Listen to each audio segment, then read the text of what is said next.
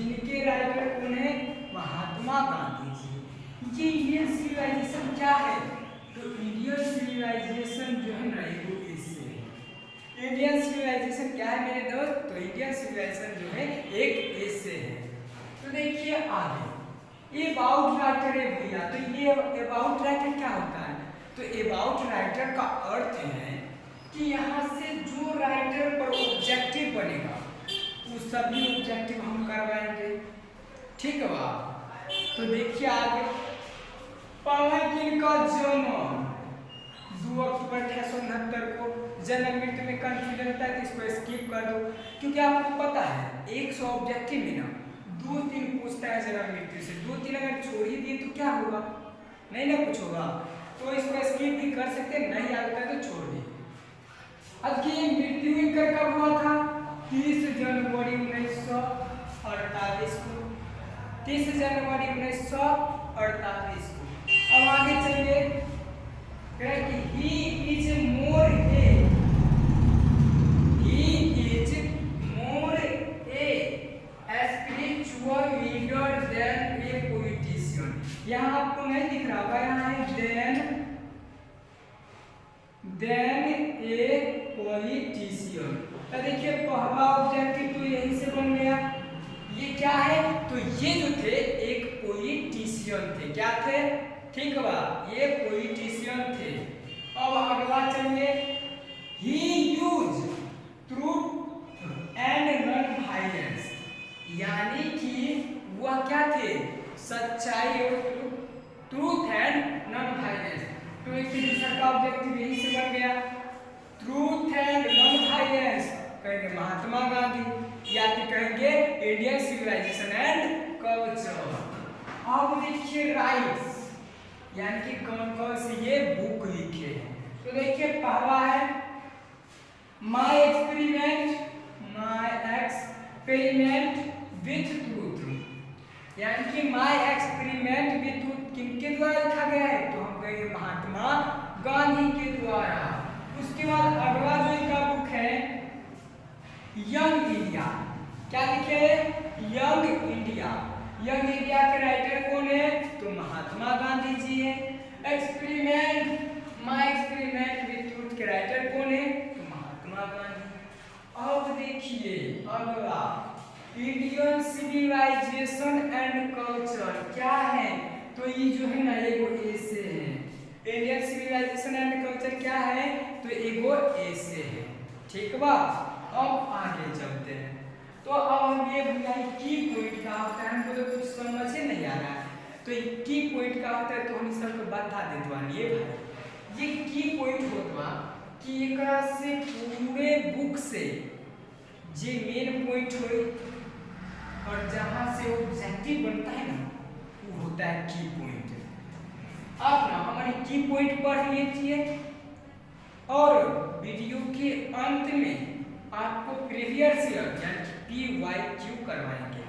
उसको करके आप किसी भी कंपनी का मॉडल पेपर गैस पर उठाइए, आप ना लगभग में वहां का क्वेश्चन बना पाइएगा। ठीक है? तो देखिए आगे चलते हैं की point 1 Indian civilization elevates moral be. तो देखिए पहला यही तो बन गया। क्या है? Moral be elevates moral being, यानी कहाँ की लाइन है? तो कहाँ का है भैया? Indian civilization and culture. फिर क्या होगा? Western civilization elevates immorality and materially, यानी कि वेस्टर्न सिविलाइजेशन क्या है? तो इल्हेट्स इमोरलिटी एंड मेटेरियली। फिर आगे देखिए Indian civilization believe in God, यानी कि भारतीय संस्कृति भगवान पर विश्वास करते हैं, गॉड पे विश्वास करते कि नहीं बताइए? तो करते तो कमेंट सेक्शन में जरूर बताइएगा। ठीक है? कि हमारे भारत के लोग भगवान पे विश्वास करते हैं या फिर नहीं। ठीक बा? तो कमेंट बॉक्स में जरूर बताइएगा। अगला our ancestors enjoy home rule, यानी कि हमारे जो पूर्वज थे ना, और सिस्टर्स मतलब होता है पूर्वज, तो हमारे जो पूर्वज थे ना छोटका छोटका घरे में खुश रहते थे, वो नहीं चाहते थे कि हम विदेश जाए, बड़का बड़का घर बनाए। तो यहाँ से देखिए वो ऑब्जेक्टिव बन गया, our ancestors enjoyed home rule, यानी कि कहाँ हमारे पूर्वज पुराने छोटे छोटे घर में रहना ही पसंद करते थे और वो खुश रहते थे। आगे Indian remains immutable and that is her rule. क्या है?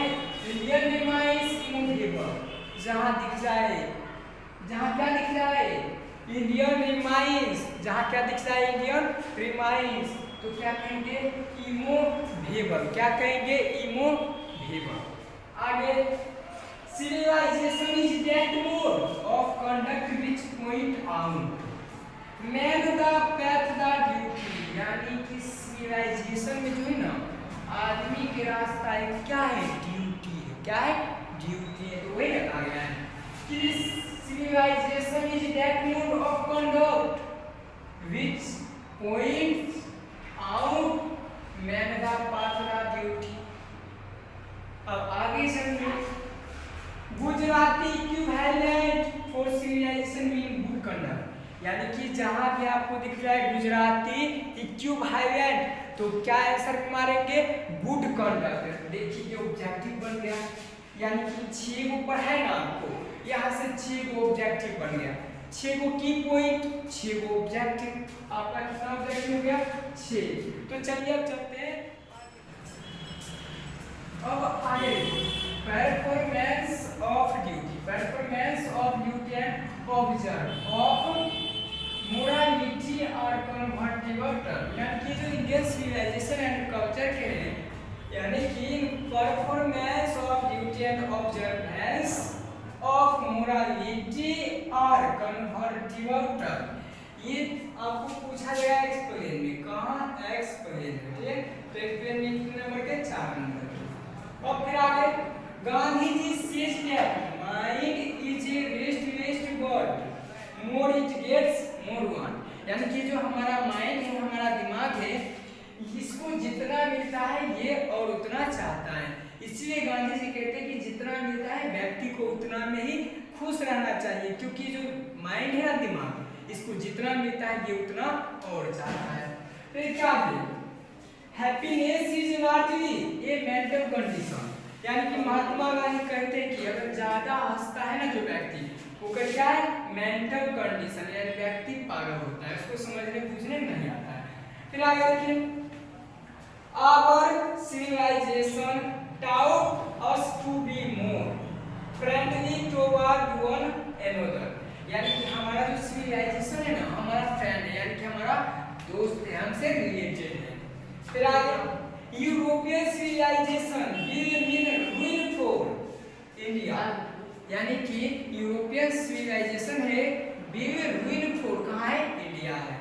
आगे, our ancestors did not invent machine become its reality, यानी हमारे जो पूर्वज थे वो ना मशीन का आविष्कार नहीं करना चाहते थे। क्या चीज का आविष्कार नहीं करना चाहते थे? मशीन का, क्योंकि वो जानते थे अगर मशीन का आविष्कार हुआ तो हम लोग क्या करेंगे? आलसी हो जाएंगे, हम लोग कुछ कर नहीं पाएंगे। आगे देखिए, pharaohs their rulers were ancestors Egypt, यानी कि pharaohs were rulers देश द इजिप्ट, क्या होगा? Egypt. Simple living and high think is base of Indian civilization, यानी कि हमारा जो भारत के लोग हैं सिंपल रहते हैं लेकिन अधिक क्या रखते हैं? सोच रखते हैं। सिंपल रहते हैं लेकिन क्या रखते हैं? अधिक सोच रखते हैं। कहाँ के लोग? इंडियन सिविलाइजेशन एंड कल्चर, यानी कि भारतीय संस्कृति। आगे, wealth and luxuries do not make a man happy, यानी कि जो आदमी धनी है वो ज्यादा खुश नहीं रह सकते हैं। जो आदमी धनी है वो खुश नहीं रह सकते। तो हमारा कोई पूरे क्या होगा? समान। आप हमारा की पॉइंट पर क्या किसी भी बुक का, किसी भी पब्लिकेशन का बुक उठा के ऑब्जेक्टिव सब्जेक्टिव लगभग में बना सकते हैं। ये हमारा गाइडेंस है। चलिए आपसे मिलते हैं नेक्स्ट